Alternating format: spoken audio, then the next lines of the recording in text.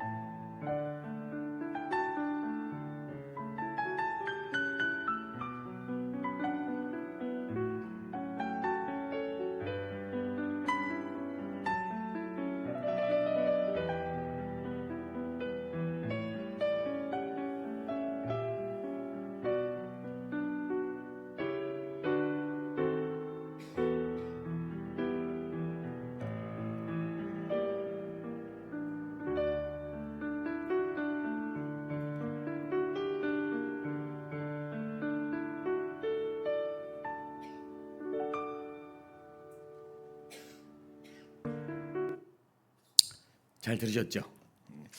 이 음악을 듣고 요 상태로 불만 꺼주면 잠이 싹 올 것 같은 느낌도 듭니다.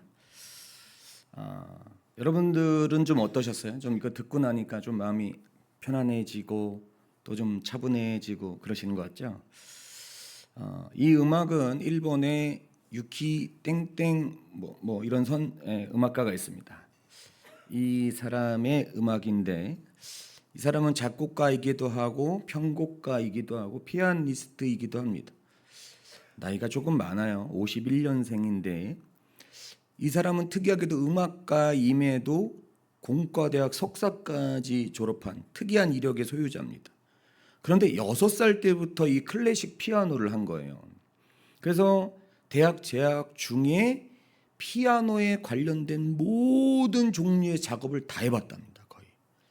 그래서 굉장히 실력가인데 이 유키 땡땡 이 사람의 음악을 잘 보면 음악 세계는 자연과 로맨스를 주제로 대부분 이렇게 들어보면 서정적이고 절제미가 있고 균형미가 있다고 합니다. 그래서 이거를 잘 듣다 보면 갑자기 마음에 이 한켠에 평온한 마음이 착 드는 것 같은 거예요. 그래서 세계 각지에서 호평을 받았고 또 되게 세련된 음악으로 인정을 받았다 그래요. 그리고 연주도 너무 잘했답니다. 심지어 한국에서는 고정 팬이 있을 만큼 엄청난 사람이래요. 그러면 저는 오늘 이 유키 땡땡 이 사람을 왜 소개했겠느냐라는 겁니다. 그가 바로 뉴에이지 음악가라는 겁니다. 뉴에이지 음악이라고 하는 거는 뉴에이지 운동에서 좀 흘러나왔다고 볼 수 있는데 특히 특징이 뭐냐 하면 신을 부정하고 사람의 영적 변형, 곧 내면의 능력을 발전시키고 자신에게 편안한 안정을 이룰 수 있다는 사상이 두드러진 운동이 뉴에이지 운동이에요. 즉 하나님의 존재를 부정하고 오직 인간 스스로가 내면의 능력을 발전시킬 수 있다고 하는 바로 인본주의적 사고를 갖게 만드는 운동입니다. 여러분, 뉴에이지 음악은 어떤 영향을 미치기에 여러분들께 조금 제가 이렇게 말씀을 드리느냐라는 거죠. 그거는 뉴에이지 음악은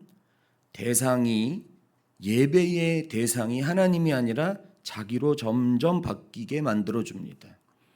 그의 음악의 핵심은 이런 겁니다. 마음의 평안, 내면의 치유, 자아의 확장, 에너지, 우주적 조화, 뭐 이런 겁니다. 그렇죠. 그런데 여러분, 진짜 참된 평안을 주시는 하나님은 지워진다는 거예요. 여러분, 겉으로는 이 음악은 평온, 치유, 안정을 말하지만 여러분, 하나님 없이도 만족 가능한 상태를 만들어준다는 거예요. 여러분, 이것이 바로 우리의 예배와 믿음과 신앙을 무감각하게 만드는 겁니다. 여러분, 하나님 없이도 내 내면에 진짜 평안을 찾을 수 있습니까? 진짜로 제가 묻겠습니다. 음악 몇 편만 들으면, 영화를 정말 재밌는 감동적인 걸 보면, 아니면 좋은 책을 읽으면 진짜 내 안에 평안이 찾아오냐라고 물었습니다. 절대로 아니죠. 이 인본주의적 만족감이 하나님을 찾는 갈급함을 대체해버리는 거예요. 무슨 마취제처럼 그 사람을 마비시키는 겁니다. 그래서 여러분, 자신이 삶의 주인공이 되기 시작하면, 하나님이 없어도 된다고 생각이 시작하면 내 안에 영적 무감각이 되어버리고 마는 거예요. 여러분, 우리가 신앙생활할 때 사탄은 아주 교묘한 방법으로 마음을 무감각하게 만듭니다. 여러분, 그 무감각으로 빠져들게 해서 절대로 빠져나올 수 없게 만드는 겁니다. 여러분, 미국의 황야지대에 가면 방울뱀이 살고 있습니다. 여러분, 이 방울뱀 아시죠? 꼬리를 탁 들고 이런 소리를 냅니다. 이상하게 뱀은 참 징그러워요. 그런데 정말 무서운 맹독을 갖고 있어서 물리면 치명적이죠. 그런데 얘가 방울뱀이 다람쥐를 잡는 방법이 꽤 특이하답니다. 먼저 어떻게 하냐면 조용히 가요. 그리고 다람쥐를 딱 보는 순간 꼬리를 탁 들고 합니다. 그러면 여러분, 다람쥐가 호기심에 그 소리를 듣고 바닥을 탁 쳐다본답니다. 그러면 갑자기 둘이 눈이 마주치겠죠. 그러면 갑자기 얘가 겁을 먹고 떤답니다. 근데 몸이 굳어버리는 거예요. 이렇게. 그러면 그 다음부터 얘가 뭐 하고 있냐면 밑에서 방울뱀이 입을 이렇게 쭉 벌리고 있대요. 그럼 이미 굳어가지고 얘가 이렇게 왔다 갔다 하다가 쑥 떨어진답니다. 그러면 고마워하고 입으로 쑥 받아먹는 거예요. 여러분, 지금 제가 이 얘기를 왜 말씀드렸냐면 인간이 죄의 함정에 빠지는 것도 이와 똑같다라는 거예요. 사단은 먼저 소리 같은 걸로 유혹을 하죠. 달콤한 소리, 그럴듯한 소문, 설레게 하는 음성에 귀를 기우게 만듭니다. 어디선가 갑자기 누가 오빠 이러면 여기 있는 사람 다 안 쳐다보는데 저만 하고 쳐다보겠죠. 그러다가 그 사람이 누군지 눈으로 확인하고 싶은 거예요. 그리고 나서 욕망을 갖게 만들고 목표물로 정한 다음에 그 사람에게 탁 고착이 돼가지고 죄에 빠져들게 되는 것처럼. 여러분, 제가 재밌게 얘기했지만 여러분, 이것이 참으로 무서운 겁니다. 그래서 여러분 사람이 일단 죄의 덫에 빠지면 참 빠져나오기 힘들죠. 여러분, 오늘 말씀에 보면 아주 달콤한 소리로 유혹하는 사단이 등장을 합니다. 그런데 그 사단을 멋지게 물리친 예수님도 등장을 하시죠. 여러분이 잘 아시는 내용입니다. 예수님이 광야에서 40일을 금식하셨죠. 하나님께 기도를 하고 계셨어요. 그런데 사단이 어떻게 해요? 예수님께 접근합니다. 그리고 세 가지로 유혹을 하죠. 첫째가 뭡니까? 네가 만일 하나님의 아들이잖아. 그러면 이 돌들에게 명해서 떡덩이가 되게 해라. 한번 보여줘봐 라는 거겠죠. 두 번째는 뭐였냐면 천하 만국을 보여줍니다. 그러고 나서 내게 절하잖아. 이 모든 걸 다 줄게 라고 얘기하죠. 셋째는 예루살렘 성전 꼭대기에 올라가서 뛰어내리잖아. 그러면 천군 천사가 너를 보호해서 다치지 않을 것이다 라고 막 유혹해요. 그래서 예수님이 이 모든 사단의 유혹을 물리쳐내십니다. 그럼 어떤 방법으로 물리치셨는가? 오늘 말씀 4절, 8절, 12절을 같이 한번 봉독해 보겠습니다. 4절부터입니다. 시작. 예수께서 대답하시되 기록하기를 사람이 것이 아니라 하였느니라. 8절입니다. 예수께서 대답하여 가라사대 기록하기를 주 너희 하나님께 경배하고 다만 그를 섬기라 하였느니라. 12절입니다. 예수께서 대답하여 이르시라 하였느니라. 아멘. 여러분, 사탄의 달콤한 유혹과 계략에도 꿈쩍도 하지 않으시고 말씀으로 사탄을 물리쳐내십니다. 그러자 사단은 예수님 곁을 떠나가게 되죠. 그런데 여러분, 여기까지는 여러분 잘 아시는 내용인데 우리가 중요하게 생각해야 될 부분은 바로 13절이지. 13절을 같이 한번 봉독해 보겠습니다. 13절입니다. 시작. 마귀가 모든 시험을 다한 후에 얼마 동안 떠나니라 그랬습니다. 여러분, 여기서 얼마 동안이라는 단어가 아크리카이루라는 단어를 씁니다. 이 뜻은 뭐냐면 적절한 때까지, 또 기회가 될 때까지, 다시 들어올 틈이 생길 때까지라는 뜻으로 사용됩니다. 여러분, 헬라어에는 시간 개념이 두 축으로 나뉜다고 하죠. 바로 크로노스와 카이로스. 흐르는 시간, 기간, 얼마나 오래, 이게 바로 크로노스라는 겁니다. 카이로스는 의미가 있는 때, 결정적 순간, 아주 적법한 적절한 타이밍이라는 뜻. 즉 여기서는 카이로스를 사용하는 거예요. 그래서 얼마나 오랫동안 잠시 동안 떠났냐 보다 언제 다시 치고 들어올 타이밍을 잡냐가 핵심이에요. 즉 여러분, 사탄이 어떻게 했냐면 시험을 했지 않습니까? 그럼에도 불구하고 내가 방심하고 감각이 무뎌질 틈을 기다렸다가, 그때를 기다렸다가 다시 유혹하러 그 사람을 찾아온다는 거예요. 그런데 여러분, 그 기간이 얼마냐 하면 자신의 계획을 성취할 때까지 찾아옵니다. 여러분, 심지어 오늘 말씀을 잘 보면 사탄이 누구를 시험하고 있냐면 예수님을 시험하고 있다는 거예요. 그러니 우리는 그냥 밥이겠죠. 예. 감히 예수님께 가서 시험을 합니다. 여러분, 잠시 동안은 떨어지는 것 같고 아이고 지는 것처럼 보여주다가 그 사람이 안심하고 있을 때 다시 찾아와서 그 사람이 무너질 때까지 시험하고 또 시험하는 거예요. 요즘 시험하는 방법이 어떻습니까? 너무 대단하죠. 교회 나가, 너 기도해야지, 찬양해야지. 근데 대충 해, 힘들잖아. 이거예요. 교회를 나가게 한다니까요. 그런데 와서 진심으로 찬양하지 않게 하는 거예요. 진심으로 예배드리지 못하게 하는 거예요. 그러면 여러분 어떤 생각이 드냐면 내가 무엇인가를 나는 해냈다라는 생각이 듭니다. 나는 무엇을 한 것 같은 것 생각이 드는 거예요. 그러니까 나 이 정도 했으니까 나는 이렇게 살아도 돼라고 생각이 드는 거예요. 여러분, 사탄은 절대 멈추지 않아요. 그래서 유혹하고 쓰러뜨리기 위해서 계속해서 찾으러 다닙니다. 어떨 때는 잠시만 안 오는 것 같다가도 그 계획을 이룰 때까지 또다시 찾아와서 우리를 쓰러뜨려요. 그렇기 때문에 오늘의 말씀처럼 우리는 어떻게 해야 되냐면 예수님을 본받아야 돼요. 말씀으로 무장되어 있지 않으면, 기도로 무장되어 있지 않으면 이것을 물리칠 방법이 없다는 거예요. 어느샌가 여러분 가만히 보면 감각이 무뎌진 걸 볼 수 있습니다. 여러분이 잘 아시는 개구리 삶는 방법 혹시 아십니까? 잘 아시죠? 개구리 삶는 방법은 개구리를 삶을 때 물을 펄펄 끓여서 푹 집어넣지 않고요. 찬물부터 얘를 집어넣고 수영하게 놀게 해줘요. 그럼 얘가 쭉 이렇게 쫙 이러면서 거기 냄비에서 놉니다. 이렇게 시원하게 좋지 뭐 이렇게 계속. 근데 밑에서 이만큼씩 불을 뗍니다. 그럼 천천히. 그럼 이제 조금씩 미지근해지면 좋아.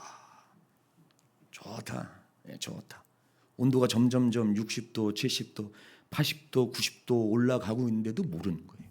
왠지 아세요? 감각이 무뎌지는 거예요. 그리고 어떻게 해요? 조용히 본인이 삶아지고 있는 걸 모르는 거예요. 그러면 그걸 갖다가 사람은 쭉쭉 지나서 불에다가 또 다시 구워서 맛있게 양념을 바르고 먹게 되는 거죠. 여러분, 죄는요, 사람의 양심을 무뎌지게 만드는 속성이 있습니다. 여러분, 혹시 제가 한번 지금부터 어떤 말을 던지면 한번 상상해 보세요. 연애할 때 한번 상상해 보셨습니까? 연애할 때 어떠셨어요? 손만 닿도 가지 마, 저리 가, 오빠 왜 이래, 몰라 뭐 이러잖아요. 내가 누나의 유혹에 그냥 넘어간 건지 동생을 꼬신 건지 모르게끔 그냥 막 좋아 죽잖아요. 손만 잡으면 막 침이 막 줄줄 오고 막 심장이 막 벌렁벌렁합니다. 스릴 있습니다. 예. 요즘에 우리 중고등부에 내 이놈들 가만두지 않겠다. 제가 이번 주일에도 말씀드렸지만 제 뒤에서 이렇게 막 몰래 손잡고 내 가만두지 내를 앞에 두고 뒤에서 몰래.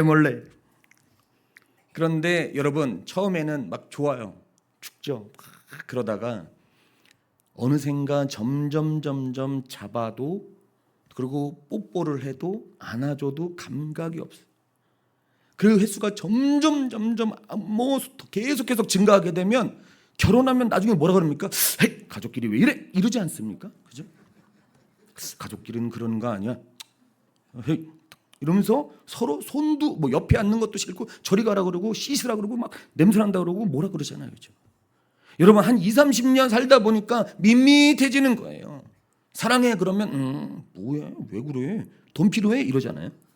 덤덤해지고 무감각해진. 그러니까 손을 아무리 100번 잡아도 자부나 마나예요. 여러분, 죄가 꼭 그렇지 않습니까? 처음엔 겁이 난다니까요. 두근두근한 거예요. 그리고 잠도 안 오고 마음도 아프고 어떻게 해야 될 줄 모릅니다. 그런데 이게 반복되기 시작하면 점점 덤덤해지기 시작해. 그래서 감각이 사라지는 거예요. 여러분, 이러한 무감각이 우리의 죄를 구렁텅이로 빠뜨리는 겁니다. 여러분, 만약 이 무감각에서 헤어나오지 못하면 결국 우리는 사단의 계획에 따라 결국 그 길에 따라갈 수밖에 없는 거예요. 여러분, 저는 여기에 굳은 살이 이렇게 박혀 있습니다, 손에. 그래서 기타를 잡으면 손이 안 아파요. 그런데 한동안 안 치다가 잡으면 너무 아픕니다. 왜요? 굳은 살이 사라진 거예요. 감각이 살아났어요. 근데 굳은 살이 박혀 있으면 정말 감각이 없습니다. 아무리 뭐 슬라이드를 해도 감각이 별로 없습니다. 여러분, 이게 너무너무 무서워지는 거예요. 제가 예전에 허리 디스크가 있었습니다. 그래서 수술 말고 시술을 하게 됐어요. 물론 제 몸을 보면 제가 운동을 좋아했다 그러면 뭐 투포환이나 역도 이런 걸 좋아했을 것 같지만 의외로 농구 이런 걸 제가 좋아했거든요. 그러다가 농구를 하다가 막 키 큰 아이들의 공을 빼앗는다고 하다가 디스크가 걸린 거예요. 그런데 너무 아프고 다리가 저려오니까 병원에 갔는데 시술을 해야 된답니다. 그래서 했는데 어떻게 하냐면 저를 엎드리게 해요. 그리고 제일 속상한 건 뭐냐면 그 내시경 바지를 입혀요. 그리고 의사 앞에서 덩굴을 보여줘야 됩니다. 너무 창피했어요. 남자 의사 앞에서 너무 처절하게 수술실에서 속상하죠. 그런데 꼬리뼈 위에 있는 그 부분만 마취를 합니다. 그리고 나서 고기를 이만큼 째요. 그 다음에 어떻게 했냐면 약 20cm 정도 되는 바늘로 거기 안에 쑥 집어넣습니다. 그리고 나서 거기에다가 디스크 터진 부분을 찾아서 약물을 채워 넣는 거예요. 디스크 수액이 나왔으니 그거를 다시 채워 넣는 겁니다. 그리고 나서 고기를 이렇게 딱 채워 넣는 거죠. 그런데 제가 놀라운 사실은 거기다 이렇게 쭉 눌렀는데 신경을 딱 건드는 순간 정말 너무나 비참하게 제가 밑에를 까고 다리를 덜덜 떨리는 거예요. 너무 창피하잖아요. 수치스러웠어요. 그런데도 계속 뭘 집어넣습니다. 쑥 집어넣으니까 다리를 더 떨어요. 막 통증도 꽤 있습니다. 막 한 15분 20분이면 끝난다 그러더니 15분 20분 동안 떨게 만들었어요. 알고 봤더니 그 누르는 신경에다 쏘는 거예요.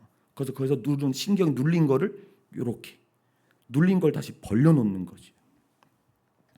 여러분 결국 정확한 고통의 감각을 찾기 위해서 그만큼만 마취를 하고 다른 부분에 마취를 하지 않은 거예요. 왜요? 거길 찾아야 되니까요. 그래서 여러분 정말 아파 죽겠는데 다 끝나고 되게 안 아픈 척 열심히 했어요. 하지만 여러분 제일 중요한 건 이 잘못된 부분을 찾아내야 치료할 수 있다는 거 아닙니까? 그리고 여러분 더 중요한 사실은 뭐냐면 통증이 느껴진다는 것은 아직 신경이 살아있다는 증거입니다.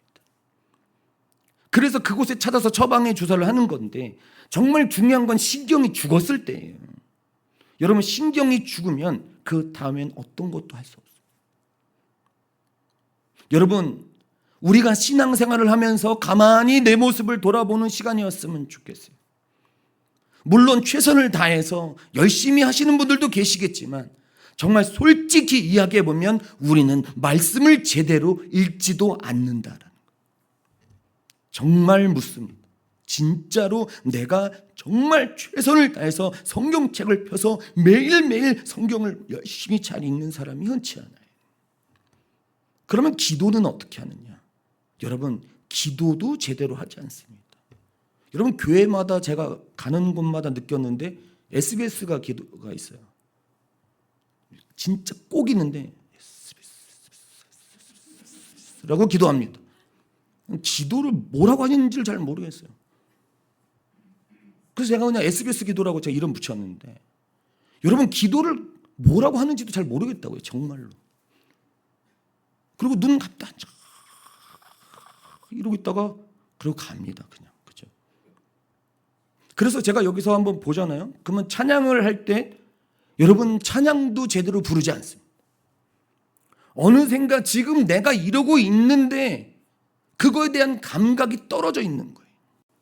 너무너무 무감각해져 있는 거예요. 그런데 더 중요한 사실은 뭔지 압니까? 내가 무감각해져 있다는 사실을 인지하지 못하는 거예요. 왜 그런지 아세요? 나는 지금 굉장히 신앙생활을 잘하고 있다고 생각하는 거예요. 왠지 아세요? 내가 교회를 나왔으니까. 나는 지금 예배를 드리고 있다고 생각하니까. 그렇지 않습니까? 제가 예전에도 한번 말씀드렸습니다. 전도 세미나 그때 갔을 때 있던 한 목사님이 하셨던 말씀.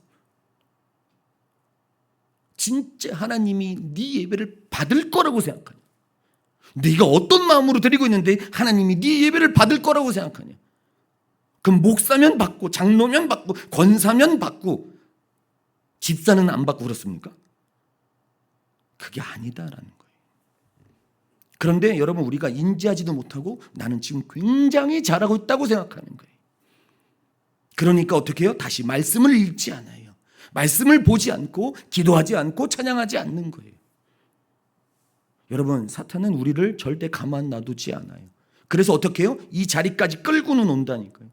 그러니까 내가 뭔가 한 것 같은 거죠. 자신의 계획이 이루어질 때까지 끝까지 유혹하고 괴롭혀요. 여러분 우리는 어떻게 해야 되냐면 아까 제 주사 맞은 것처럼 계속 찾아내야 됩니다. 이만한 주사로 쑥쑥 쑤시면서 거기가 어디냐 찾아서 쭉쭉쭉쭉 쏴야 돼. 다리가 떨리고 바보 같고 아우 정말 미치겠고 창피했어도 그거 해야 되는 거예요. 그렇게 무감각해진 데를 찾아내야 치료해야 우리가 다시 믿음이 회복될 수 있는 겁니다. 여러분 우리가 감각을 찾을 생각을 하지 못하는 거죠. 여러분 결국 어떻게 되냐면 다시 너무나 기초적인 상황입니다. 다시 원론적으로 돌아가야 되는 거예요. 다시 말씀을 읽어야 됩니다. 여러분 하루에 한 장이라도 정 힘들면 1절이라도 읽어요. 그리고 여러분 찬양할 때 정말 하나님 앞에 진심으로 찬양해야 됩니다. 그래 제가 힘이 나요. 그리고 여러분 어떻게 해요? 예배에 집중해서 드려야 돼요. 여러분 우리가 옛날에 그랬잖아요. 기쁨으로 예배하던 그때 무릎이 나가도 무릎 꿇고 2-3시간을 찬양해도 그때 기도해도 그때 행복했던 그때로 다시 돌아가야 되지 않겠습니까? 여러분 우리 중고등학생 중에 연애하는 애들이 있습니다. 그래서 제가 저번 주에 물었습니다. 너는 얘가 왜 좋아? 라고 물었더니 딱 한마디 얘기하는데 여자친구가 좋아 죽습니다. 뭐라 그랬냐면 얘가 얘라서요. 끝났습니다. 뭐 이뻐서요, 뭐 섹시, 아니에요. 귀여워서 이런 거 아니에요. 그냥 너라서. 여자친구 얼굴이 새빨갰습니다. 설교보다 더 은혜를 받았습니다.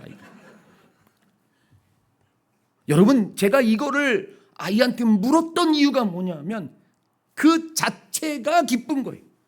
그 아이가 기쁜 거예요. 그 아이가 좋은 거예요. 여러분, 우리가 하나님이 기뻐하는 일을 합니까? 아니면 하나님을 기뻐하고 있냐를 우리가 구분해야 된다는 거예요. 여러분, 우리가 할 일은 뭐냐면 하나님을 기뻐하는 거예요. 여러분, 요즘에 우리 어머니의 불만은 뭐겠어요? 결혼 아닙니다. 여러분. 그게 아니고 금요일 날 제 얼굴을 봐야 되는데 제 얼굴이 안 나온다는 거예요. 제 얼굴이 안 나온다는 거예요. 왜 우리 아들의 얼굴이 안 나오냐? 그럼 제가 집에 딱 들어가면 딱 얘기합니다. 우리 어머니한테 부르는 노래가 있는데 아들이가 왔지롱 그럽니다. 그러면 우리 어머니도 아찌롱을 같이 해줍니다. 여러분, 뭐냐면 어머니는 그냥 제가 이쁜 거예요. 그냥 은성 자체가 좋은 거예요. 예, 비록 아버지 닮았어도 좋은 거예요. 생긴 거는 작은 누나가 똑같이 생겼지만 그 자체가 좋지 않겠어요? 여러분, 옛날에 어땠냔 말이죠. 하나님을 기뻐했단 말이에요. 하나님, 저 오늘 왔어요. 이렇게 찬양하지 않으셨어요? 하나님, 저 오늘 기도해요. 이렇게 하지 않으셨어요?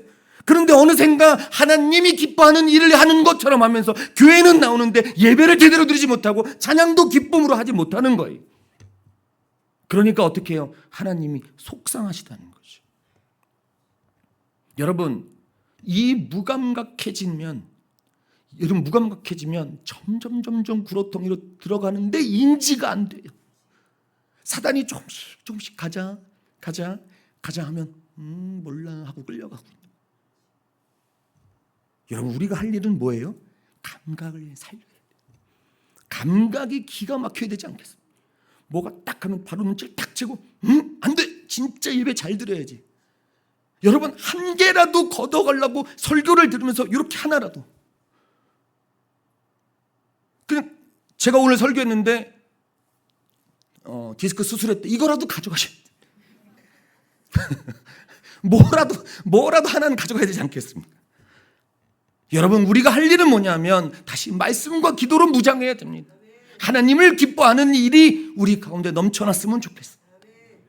사랑하는 성도 여러분, 제가 이렇게 큰 소리로 이야기하지만 늘 말씀드리지만 저도 잘 못해요. 늘 무너지고 또 속상해서 또 쓰러지고, 그러고 나서 또 다시 찾습니다. 하나님, 제가 그렇게 하지 못했네요 하고 다시 또 하나님을 붙잡습니다.